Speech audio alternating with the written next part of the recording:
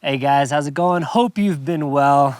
We're here in the mountains of Colorado in the snow. So I've had this Golf R for a little bit now, and it's kind of a daily driver of sorts for me. So I figured I'd do a video about it, just kind of talking about it. It has a handful of mods on it, which we'll get into, kind of how it fits into my fleet of vehicles. And I don't know, just give you a little feedback on the car. This is a 2017 Volkswagen Golf R. So it's the last model year of the MK7 before it jumped up to what people call the MK7.5, little facelift. And then the current gen is an MK8 Golf R. So this is the previous gen Golf R. All right, so this video, actually, I brought my buddy Sam, who's behind the camera. We're gonna do things a little bit different. We're gonna have a little like action driving sequence. It's gonna be way nicer than my normal videos. So we're actually gonna take the car down. I was gonna wash it for you before I knew it was gonna be snowing, but we may still wash it. But we're gonna take it on a little canyon rip right now, try and grab a little footage, weather dependent. I actually just threw these roof racks on last night. These are some Rhino rack crossbars. So I'm gonna throw something on top of the car as well. Come back to the driveway, finish off the walk around. So let's hit it.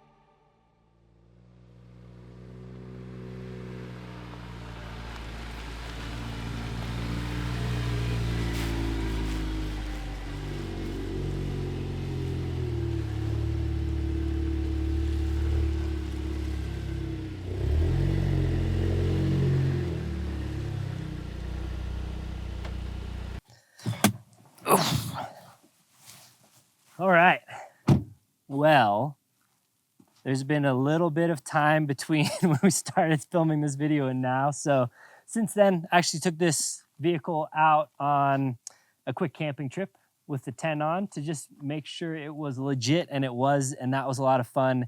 And that's actually already on the channel up here. I'll link it up on one of these sides. But before we get into kind of the rest of the walk around, Sam and I are gonna just pull the tent off, throw it on the truck, and so you kind of have a clear slate to work off.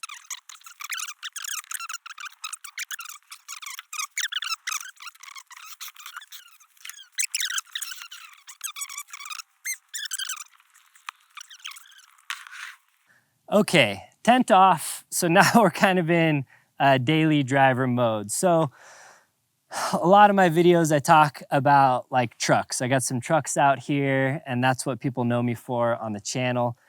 So this is a little outside of that, but I also have a GTR. And before I got the GTR, I made a video on the GTR saying I wanted a Golf R. And it's kind of been a dream car of mine for a while, ever since the first new car I bought, which was a Volkswagen GTI. Like, I finally got a real job, big boy job, making an actual paycheck, went to the dealership like any other idiot and bought a brand new car. And that car was an MK6 GTI. And I wanted a Golf R, but I couldn't afford it. So here we are, 2017, used Golf R. This has almost 100,000 miles on it, 95,000 miles when I bought it. And it was, I think it was 18K or 18,500. Just full disclosure, does have full kind of stage 2 kit. I'll rattle off kind of everything that it has on it. I bought it with most of that stuff on it. And it has been a joy to own. It's been everything I kind of hoped it would be. So kind of functional, 4-door hatchback. I have a family, I have car seats, I'm going to the grocery store, I'm doing all the normal things that a lot of family guys are doing, and this kind of worked. I'm also driving my daughter to school every single day. So I was kind of tired of driving my big trucks, horrible gas mileage. So this kind of checked the just running around, doing random stupid errands box, and it's been doing magnificent. The other main reason, live in Colorado, it snows as you saw earlier. So the Golf R is an all-wheel drive turbo hatchback. Right now it has snow tires on it, Blizzaks. So the snow performance is amazing, decent fuel economy, and my drive to the grocery store is kind of what a lot of people drive up to the city to just joyride and do in their sports cars. So, long-winded story about why I own the car and kind of how it fits into my whole system. It's been great. For those of you that are like hardcore gear guys and you love to see like the loadouts in my trucks, you'll be a little disappointed in this video. I don't have a whole lot. It's relatively Spartan in here, but I have done, most of the modifications that I've done were inside of the vehicle, just little things which we'll get to. So, for starters, on the exterior, we got a vinyl wrap. This is in, I forget the color, but it's like a sage green. I had my buddy Lucid Wraps in Denver wrap this. He's the one that's been kind of wrapping all of my vehicles lately. Does great work. If you're looking for a wrap shop in Denver, Lucid Wraps, can't recommend Jake enough. So he did this wrap really good. We put some kind of black accents in here, blacked out the grill, all the logos, the mirror caps, the door handles. Just kind of did a few black accents to kind of pop it off, gloss black hood as well. So I think that kind of color scheme looks really good. I love kind of earthy tones, shades of greens and tans and everything like that. So fits the aesthetic well. It is blue, the famous Golf R Lapis. Is it Lapis? I'm having a brain fart. Lapis blue, I think. So I didn't wrap the sills. I don't usually wrap the door sills of my vehicles just because it costs extra and I'm cheap. This one's a little jarring though, obviously, with the blue and the green. So I may come back and at least wrap the inside of this. I'm not sure. I might. It's jarring. I get it. But we got the wrap, we got the racks that I talked about earlier. These are just channel racks, so they kind of clamp into here from Rhino Rack. I think they're like the Aero bars, or I forget exactly what they're called. But I also have a ski box that I can put on, or a rooftop tent randomly if I want to throw it on. Just kind of, I like the aesthetics of it, but I also like being able to throw something on in a pinch to kind of, again, expand the functionality. Got, like I said, I believe the MK, no, I think they came in 2 doors as well. I forget, at some point they switched the Golf Rs to only coming in 4 doors. This one's 4-door. My GTI was a 2-door. I like the usability of a 4-door, honestly. Some people will harp on and on about a coupe, and 2 doors just look so much better. But obviously, like I said, I have kids, but also just throwing gear, junk, groceries, whatever in the back seat's kind of a little easier than opening the hatch. So 4-door, I like. I did also add these rock blocks, mud flaps. to kind of keep things a little cleaner. And they do actually keep things quite a bit cleaner. You know, they protect the side from flinging up like rocks and stuff and chipping your paint as much, but they also just kind of help the car stay a little bit cleaner, which is nice. So then rather than the snow really accumulating everywhere and the ice and junk, if you live in a cold state that sees snow, you know what I'm talking about, it kind of is all relegated to the mud flap. So that was an upgrade that I really like. I did swap out the rear tail lights for these kind of blacked out versions. They were cheap. They're not that great. I don't know that I would recommend it or not, but I do like how they look. And that's about the only things I've added on the exterior. All right, so we have Unitronic Stage 2 ECU and Stage 2 TCU tune. Exhaust is new speed, turbo back exhaust with CTS turbo hard intercooler pipes, CDS turbo inlet pipe and muffler delete, CTS turbo intercooler. It does have the APR carbon fiber intake, which I don't know, it's kind of weird. There's a lot of bolts on here that I gotta take off to clean the air filter. I don't know whether I love that or not, but also has an APR catch can, ECS tuning, silicone intake pipe, ECS tuning, street shield aluminum skid plate underneath, which I actually scraped up a little bit this weekend. VWR springs, but it does retain the stock DCC dampers, so I have adjustability for kind of comfort, normal, and race modes to kind of tighten up the suspension. It does ride a little bit stiff, and I'm actually thinking about raising it back up. Unpopular opinion on these. I do think it looks good lowered, but functionally for where I live and how I'm driving, probably stock height would honestly be better for me.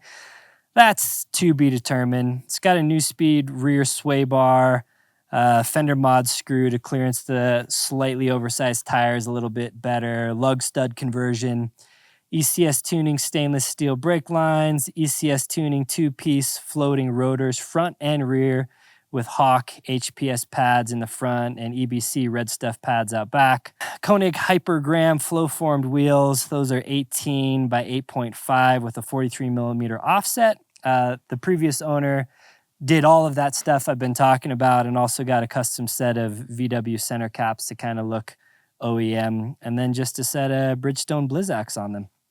Cool. So quite a few modifications done to it. That's actually why I kind of chose this specific one. It was an adult owned and driven, looked in good condition, didn't look like it was too thrashed. Actually had a plethora of kind of dealership maintenance, and all of the modifications were done at a performance shop. So I was kind of hoping, kind of thinking, kind of feeling like all of that was done proper. And obviously when you buy a used vehicle, if you're going to do all that stuff anyway, you save a lot of money having somebody else eat a lot of that cost. So had a lot of the stuff that I was actually looking to do. I was kind of comparing this to just some stock Golf Rs of the same year, of the same mileage, and the price was almost the same. So I saved, 10 grand by not doing any of that stuff myself. Well, more than 10 grand of not having to do that stuff myself. And I have a car that is pretty much turnkey, and I don't really feel like I have to do a whole lot to it. So I was stoked on all of that. And yeah, let's go inside now and check out some things in here. So inside the cabin, we'll start with probably my most utilized thing here, which is Apple CarPlay, honestly. So the car comes with Apple CarPlay by default, but it's wired. So I'm using this device plugged in here. I'll show you in a second. I have it hooked up, but I'll unplug it and show you. It's called the AutoCast P3. Really, it's a little computer. It's an Android computer that can run wireless CarPlay as well, but you get some added functionality in that it's an entire kind of dedicated Android computer. So up on the screen here, we just have kind of normal Apple CarPlay stuff, the integration that you'll see in any CarPlay, but it converts wired to wireless. So I have this wireless charger up here that I'll get to in a second. And then this unit, the little AutoCast, plugs into where your normal Android Auto or Apple CarPlay would plug into. So that's just a computer working in the background that wirelessly connects to your phone. So that was an important mod because I like having wireless CarPlay and not having to take my phone out of my pocket, honestly. And when you have the factory unit, everything just kind of works. I did upgrade the factory unit in here. It was a smaller, like 5-inch screen or something, and it looked really, really dated. So there is an OEM replacement unit, I believe. Again, I'm not an expert in the different generations and variations of the Golf R, but either this was a European option or it might have been an option on the MK7.5.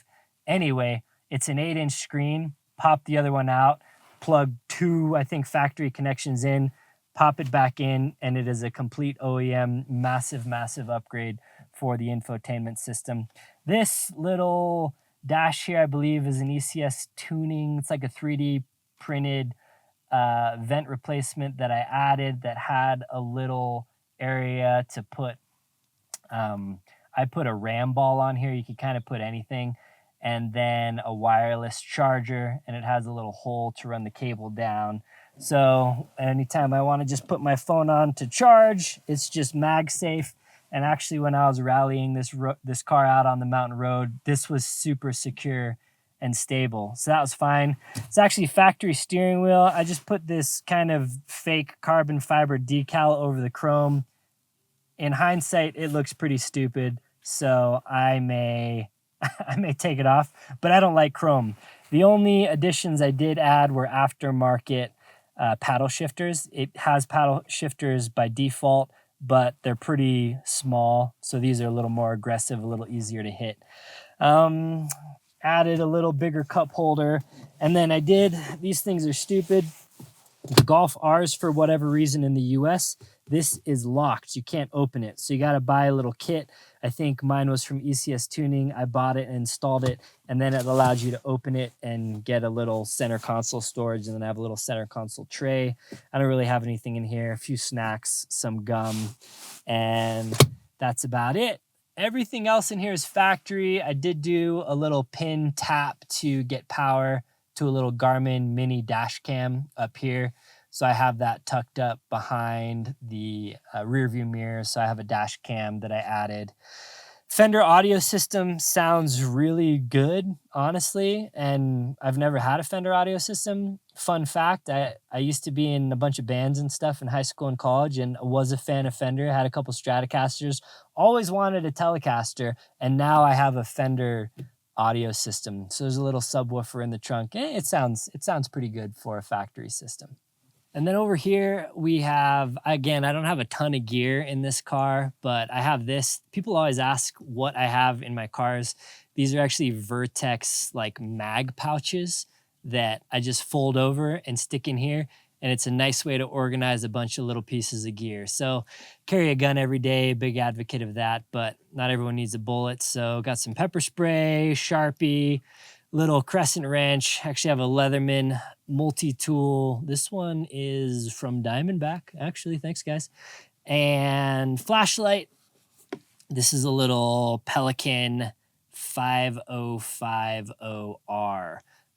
Basic flashlight, USB chargeable, kind of has this little zoom feature. And then I have a headlamp and, I don't know, maybe a couple snacks in here. I have a cheapy little Baofeng radio. I do have my ham license, so I can hit local repeaters and stuff with this in an emergency if I'm somewhere with no service, but close enough to the repeater, which is basically everywhere in the Denver metro. And I have a rag here that mostly I keep in here, so none of this stuff rattles around. I hate rattles. But also, if I need to wipe some fog off the screen or fog off of a window or something like that. So that's basically it. Back seat is pretty basic. Again, I was trying to cut costs. So on eBay, they had a seat cover that was for a GTI. So I got a GTI cover in the Golf R, is what it is, but it's really good fitting. This is a Volkswagen product. And I just sometimes have dogs back here and throwing crap back here or transporting teenagers that make a mess. So I decided to throw that on and it just, Nothing much else back here. Got the weatherproof mat, some seat pockets, but it's a compact car. It's a compact back seat.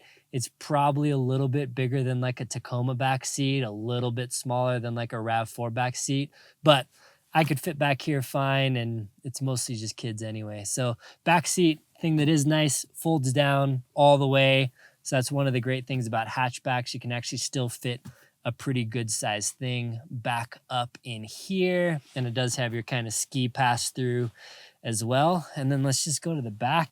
Back here, I kind of keep a thing of water just in case, and then a very minimal get home bag with just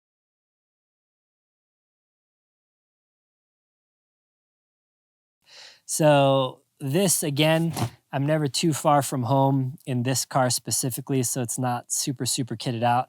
I have a chair and then the ladder for the tent in here. That's just from camping. Actually, I don't normally have that back there.